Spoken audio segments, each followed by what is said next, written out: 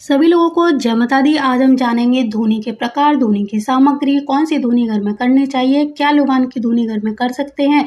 तो बिल्कुल कर सकते हैं, लुबान की धुनी घर में किया जा सकता है लुबान का इस्तेमाल। लेकिन बहुत सारे लोग इस बात से डरे हुए हैं कि लुबान की धुनी करने से घर में आसुरी शक्तियाँ प्रवेश कर जाती हैं। ऐसा बिल्कुल भी नहीं है। अगर सिर्फ लुबान जलाने से सारी आसुरी शक्तियाँ घर में प्रवेश कर जाती तो जितने भी तांत्रिक क्रिया वाले लोग हैं वो इतने सालों संघर्ष क्यों करते हैं किसी भी तांत्रिक शक्ति को प्राप्त करने के लिए। वो सिर्फ लुबान जलाते 2 मिनट में सारी शक्तियाँ उनके पास आ जाती। अगर किसी तांत्रिक शक्ति को आना भी होगा तो वो कपूर जलाने से भी आ जाएगी। तीसरी बात मैं आपको ये बताना चाहूँ कि जब तक कोई भी धुनी किसी भी आसुरी शक्ति को या देवताओं को ध्यान में रखकर उनको मंत्रोच्चारण के द्वारा उनका आवाहन करके नहीं बुलाया जाता, तब तक कोई भी आसुरी शक्ति हमारे घर की ओर आंख उठाकर नहीं देख सकती है।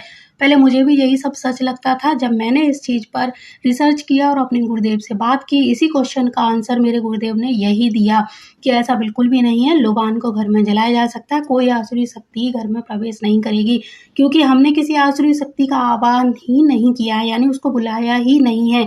हम अपने घर में सकारात्मक ऊर्जा के लिए धुनी करते हैं और हमेशा नकारात्मक ऊर्जा को भगाने के लिए धुनी का प्रयोग करते हैं। तो इसीलिए ये जो धुनियाँ हैं ये हमारे घर का वातावरण सकारात्मक बनाती हैं, ना कि जो आसुरी शक्तियाँ हैं उनको। वैसे तो किसी भी प्रकार की धुनी का काम होता है घर में पॉजिटिव एनर्जी को लाना और नेगेटिव एनर्जी को घर से बाहर निकालना। फिर भी अगर आपके मन में ये वहम बैठ चुका है कि आपको लुबान की धुनी नहीं करनी है, हम रिस्क लेना नहीं चाहते, तो कोई बात नहीं। मैं आपको यहाँ बहुत सारी धुनियाँ दिखा रही हूँ। जैसे कि ये है सूखा नारियल जिसका बुरादा, ये है नीम के पत्ते जो सूखे हुए हैं, नीम के पत्तों की धुनी कर सकते हैं, नारियल का बुरादा यूज कर सकते हैं। ये हमारा लुबान है, ये हमारा गूगल है और ये कपूर, लौंग और जावित्री। इसके अलावा आप सरसों की धुनी भी कर सकते हैं। तो आपको धुनी करने के लिए इनमें से कोई एक चीज़ भी ले सकते हैं, इन सारी चीज़ों को मिक्स करके भी ले सकते हैं। इनको अच्छे से कूट लीजिए, कूट कर एक डब्बी में आप भर के रख लीजिए और थोड़ा थोड़ा यूज कर सकते हैं। अब आपको बताती हूँ कि ये धुनी आपको कैसे करनी चाहिए। धुनी करने के लिए आपको इनमें से कोई भी एक चीज़ का चुनाव करना चाहिए। जैसे कि आपके पास नारियल आता होगा, आप जो हरा गोला होता है पानी वाला उसको फोड़ते हैं तो उसका ये छिलका है, इसमें सामग्री ये रख के धुनी कर सकते हैं। ये हमारा गाय का उपला, इस उपले का प्रयोग कर सकते हैं, यानी इस उपले को जलाकर इसके ऊपर धुनी की जा सकती है। इसी तरह ये है तुलसी, यानी जब हमारे घर में तुलसी सूख जाती है तो उनकी लकड़ियों को छोटे छोटे टुकड़े में कट कर लीजिए और नीचे बिछाकर इनको जलाकर इनके ऊपर धुनी कर सकते हैं। या फिर जो धूप आती है इसको इस तरह से आप अच्छे से चपटा बना लीजिए, इसके ऊपर धुनी कर सकते हैं। अगर इनमें से भी कोई चीज़ आपके पास नहीं है तो हवन सामग्री ज़रूर होती है। तो हवन सामग्री में नारियल का जो चूरा होता है, आपके पास सूखा गोला हो उसको घिस लीजिए, उसमें यह हवन सामग्री मिलाइए और इसी में आप थोड़ी सी लौंग और कपूर मिलाइए और ये हमारी धुनी की सामग्री तैयार हो जाती है। उसके बाद इनमें से कोई भी एक चीज़ को अच्छे से जला लीजिए, यानी इसको पूरा सा जलाना है, इसका अंगारा बनाना है, इसमें आग नहीं उठनी चाहिए। ये पूरी लकड़ी जल जाए और ये आपका जो कंडी है गोबर का, गाय के गोबर का उपला है, ये जल जाए, तब हमें इनमें से थोड़ी थोड़ी सामग्री, यानी इन सबको पीस के जो पाउडर बनाया उस पाउडर में से हमें थोड़ी सी, मान के चलिए इसका थोड़ा सा डबल और ले सकते हैं और इस जलते हुए कंडे पर यानी उपले पर ये हवन की सामग्री डाल देनी है या फिर धुनी की सामग्री डालकर, और अब इसका जो धुआं है, धुआं निकलना चाहिए और उस धुएं को पूरे घर में फैलाना है। और कैसे फैलाना है, अपने उस बर्तन को, यानी आपके पास कोई भी पुराना बर्तन हो, मिट्टी का दिया भी ले सकते हैं, और उस धुएं को ले जाकर हर कमरे में लेके जाइए। लेकिन यहाँ पर आपको सिर्फ ऐसे ही धुआं नहीं ले जाना है, एक मंत्रोच्चारण के साथ में ये प्रोसेस करना है। यानी सकारात्मक ऊर्जा के लिए आप माता का कोई मंत्र ले सकते हैं, ओम जयंती मंगला काली भद्रकाली कपालिनी बोल सकते हैं, गायत्री मंत्र बोल सकते हैं, राम मृत्युंजय मंत्र है वो बोल सकते हैं।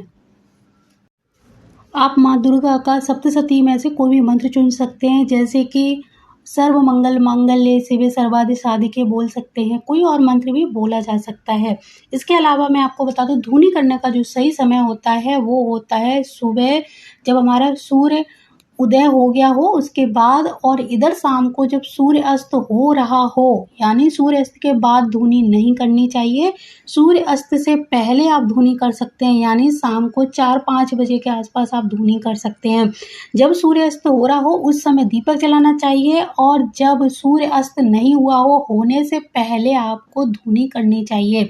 धुनी करने के यही 2 बहुत अच्छे समय होते हैं। धुनी कभी भी सूर्यास्त के बाद नहीं करनी चाहिए, इसीलिए लोग इस भ्रम में पड़ जाते हैं और इसका गलत अर्थ निकाल लेते हैं। तो जब आपका शाम का समय हो, जब हमारा सूर्य निकला हुआ हो, सूर्य छिपा नहीं हो, उस समय आप धुनी कर सकते हैं। नहीं तो सबसे बढ़िया समय होता है सुबह, जब हमारे सूर्य निकल आया हो, यानी सूर्य देव का उदय हो चुका हो, उस समय धुनी को आप पूरे घर में फैलाइए। 9-10 बजे तक आप सुबह-सुबह धुनी कर सकते हैं, लेकिन जब अंधकार हो यानी सूर्य नहीं निकले हों, उस समय धुनी की जगह दीपक जलाना चाहिए। तो ये 2 समय और इन चीज़ों का ध्यान रखकर आप धुनी करेंगे, तो घर में से सारी नकारात्मक ऊर्जा है जो दूर होती चली जाएगी और पॉजिटिव एनर्जी आपके घर में प्रवेश करना शुरू कर देगी। तो यहाँ पर आपके पास जितनी भी ये धुनी की सामग्री रखी है, इनमें से कोई भी सामग्री यूज करके आप धुनी कर सकते हैं। सबसे पहले मैं आपको बताना चाहूँगी कि लुबान के जो फ़ायदे हैं वो आपको पहले पता होना चाहिए, तब आपको इसका जो भ्रम है वो दूर करने में आसानी होगी। जैसे कि लुबान एक औषधि है और ये एक पत्थर नुमा आकृति का होता है। शास्त्रों में इसका उल्लेख किया गया है कि लुबान शनिदेव का अति प्रिय है। इसे जलाने पर इसके धुएं की महक से शनिदेव बहुत ही ज़्यादा प्रसन्न होते हैं, और कहा जाता है कि लुबान जलाने से वातावरण घर का शुद्ध होता है, नकारात्मक ऊर्जा घर में प्रवेश नहीं करती। लुबान के धुएं से बुरी शक्तियों का अंत होता है। लुबान में सर्वाधिक मात्रा में लोहा तत्व पाया जाता है। इसके जलने से एक विशिष्ट प्रकार की गंध यानी धुआं निकलता है, जिसके कारण यानी इसी गंध के कारण जो काली बुरी शक्तियां हैं वो हमारे घर को छोड़कर चली जाती हैं। तो इसीलिए ये कभी भ्रम मत पालिए कि लुबान एक हानिकारक है, इससे बुरी शक्तियां हमारे घर में आती हैं, बल्कि इससे बुरी शक्तियां हमारे घर से दूर होती हैं। तो मैंने आपको धुनी की जो जो चीज़ें बताई, धुनी की सामग्री भी दिखाई, नीम की धुनी आपको बारिश के समय पे ज़रूर करनी चाहिए, इससे बीमारियों का अंत होता है। इसी तरह ये सारी सामग्रियों को मिलाकर आप एक डब्बे में भर के रख लें और फिर इसकी धुनी करना शुरू करें, और चमत्कारी प्रभाव आप खुद ब खुद अपने घर में देखेंगे।